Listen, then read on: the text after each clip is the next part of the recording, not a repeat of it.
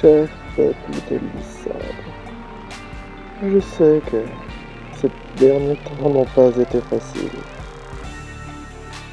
Il y a eu des hauts et des bas, mais dites-vous que vous sortez peut-être de l'ombre. Si vous m'entendez, vous avez une chance de vous en sortir.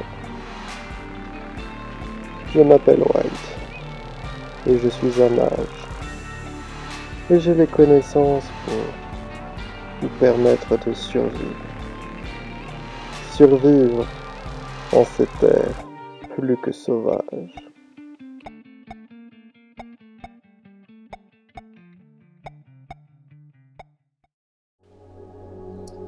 L'hylophobie.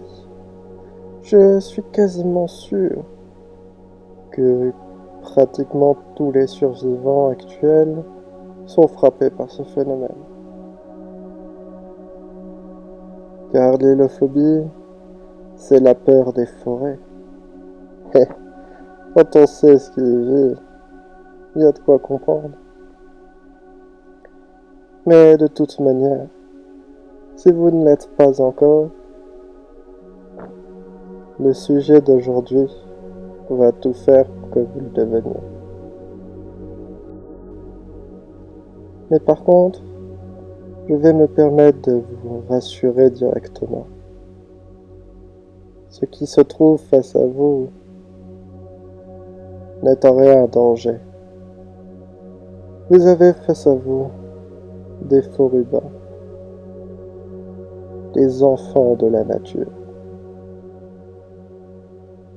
Ces espèces de petites créatures de bois sont particulièrement joueuses. De réels enfants au final. Leur grand plaisir personnel est généralement de faire peur aux passants dans leur forêt. Et ils sont plutôt doués pour ça. J'avoue même m'être fait surprendre quelquefois. Ces petites créatures ont une capacité bien propre à eux. Ils peuvent se cacher contre les arbres. C'est-à-dire que ils vont se coller à un arbre et comme fusionner avec, comme s'ils devenaient une partie de cet arbre. Mais ils sont toujours là. Ils attendent le meilleur moment pour vous sauter dessus, vous crier dans le dos pour vous surprendre, ou même tout simplement vous voler certains de vos objets précieux. Mais ce n'est pas pour autant qu'ils ne sont pas là aussi pour jouer, car ce n'est pas rare non plus que une personne qu'ils aient surpris mais qui reste là, finalement il décide de jouer avec lui, lui proposer un jeu, la balle ou autre. Ils sont juste des tas de brindilles très affectueux, mais qui s'amusent comme ils peuvent.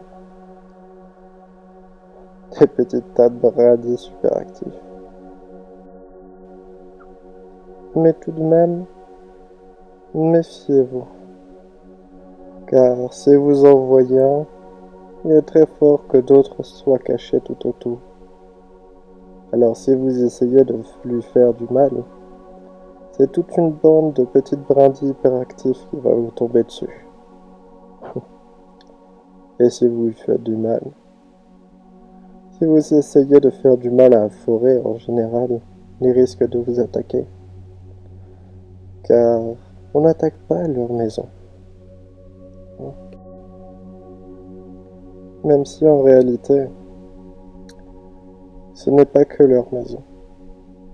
On peut aussi parler de tombe, ou plutôt d'ancêtre. Car une fois le forubin ayant suffisamment grandi, il va finir par prendre racine et devenir un arbre. Un arbre comme tous les autres qui vous entourent.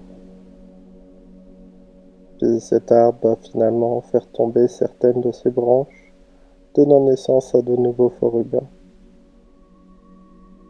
Alors, faites attention car aller à l'encontre de cette forêt, c'est aller à l'encontre de leur maison, de leur famille et de leurs parents. Ainsi, mon seul vrai conseil, c'est que si vous réalisez qu'il y a un faux Robin, qu'il essaye de vous faire peur, faites-lui plaisir et partez en courant. Il sera heureux et vous ne risquerez rien.